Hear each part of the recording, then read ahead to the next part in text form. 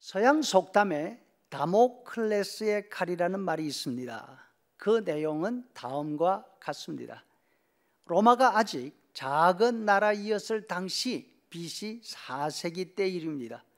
이탈리아 남쪽에 있는 시칠리아 섬 시라큐스에 디오니시오스라는 왕이 있었습니다. 그의 궁전은 아름답고 값진 물건들로 가득했습니다. 사람들은 모두 왕 앞에 머리를 숙입니다. 디오니시오스의 신하 다모클레스는 이런 왕의 모습을 보면서 그의 권력과 부가 탐이 났습니다. 이런 다모클레스의 야망을 알고 있는 왕이 다모클레스에게 왕좌에 앉아볼 기회를 주었습니다. 왕의 자리는 과연 생각한 것 이상이었습니다. 향기로운 술과 음식, 흥겨운 음악과 아름다운 여인 등 왕의 자리에 앉으니 자신이 평소에 가지고 싶었던 모든 것이 자기 손안에 있는 것입니다. 왕노름에 푹 빠져있던 다모클레스가 고개를 들어서 천정을 올려다 보았습니다. 그리고서는 얼굴이 사색이 되어서 왕좌에서 얼른 내려와서 바닥에 앉았습니다. 그의 모습을 보고 왕이 묻습니다. 왜 그러나? 다모클레스가 대답합니다. 왕이여, 왕좌 위에 칼이, 그리고는 말을 이어가지 못합니다.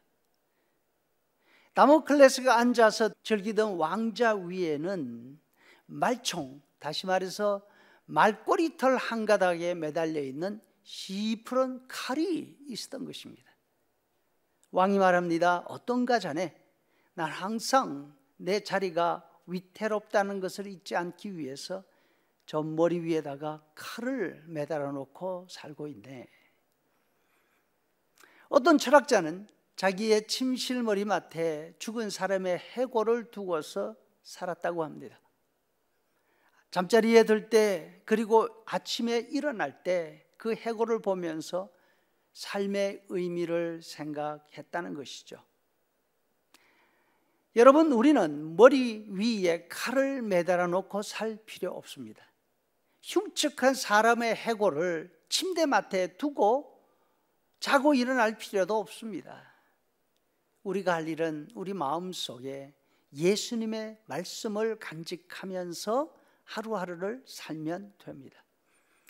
예수님께서 부자와 나사로 이야기를 하십니다. 어느 마을에 큰 부자가 살고 있었습니다. 그 집은 날마다 잔치였습니다. 그런데 그 집 대문 앞에 나사로라고 하는 거지가 살고 있었습니다. 세상에서 가족도 없이 고생하면서 살았지만 이 나사로가 죽었습니다. 부자로 날마다 잔치하며 살던 사람도 죽었습니다. 사람이 부자로 살든지 가난하게 살든지 악하게 살든지 착하게 살든지 사람이 살다가 죽으면 그것으로 끝나는 건 아닌가? 혹시 이렇게 생각하십니까? 예수님의 말씀에 따르면 그렇지가 않습니다. 나사로가 죽었습니다. 부자 대문간에 누워있던 거지가 조상 아브라함과 함께 있습니다. 아브라함의 품에 있습니다. 아브라함의 품에 있다는 이 말의 뜻은 나사로가 아기처럼 되어서 아브라함 할아버지 팔에 안겨서 얼렘을 받고 있다, 이런 뜻이 아닙니다. 아브라함과 함께 잔치상, 성대한 저녁 밥상에서 음식을 나누고 있다는 뜻입니다. 나사로가 죽어서 그것으로 그의 가련한 삶이 끝난 것이 아니라 죽은 다음에 다른 세상이 있습니다. 그곳에는 수천 년 전에 세상을 떠난 조상 아브라함도 살아 있었습니다.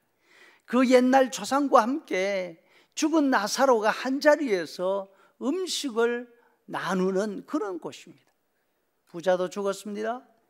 부자도 죽어서 이 땅에서 풍요롭게 살던 그것으로 부자의 인생이 마감하는 게 아니었습니다. 부자가 죽은 다음에도 무엇인가가 있습니다. 그리고 무엇인가를 보고 있습니다. 자신이 보고 있는 그 사람이 누구인지를 부자는 인식할 수가 있었습니다. 수천 년 전 세상을 떠난 조상 아브라함을 알아볼 수 있었습니다. 세상 살아있을 때에는 눈길 한 번 주고 주지 않았던, 그리고 이름 한 번 불러주지 않았던 거지, 그 나사로도 있었고 알아보았습니다. 부자의 죽음 이후의 삶은 이 땅에서 살던 삶과 연결이 되어 있습니다. 서로 알아봅니다. 다만 이 세상에서 보지 못하던 것들을 볼 수 있게 된 것입니다. 부자는 이 세상에서 살 때 나사로를 보지 못했습니다. 나사로를 인정하지 않았습니다. 죽음 이후에는 나사로가 부자에게 관심이 없습니다. 다만 부자는 나사로를 알아볼 수밖에 없습니다. 왜냐하면 그의 도움이 필요했으니까요. 성도 여러분, 예수님이 이 땅에 오셔서 우리에게 가르쳐 주신 것은 사람은 착하게 살아야 한다, 바르게 살아야 한다, 거기에서 멈추는 것이 아닙니다. 예수님이 이 땅에 오셔서 우리에게 가르쳐 주신 것은 천국, 하나님 나라입니다.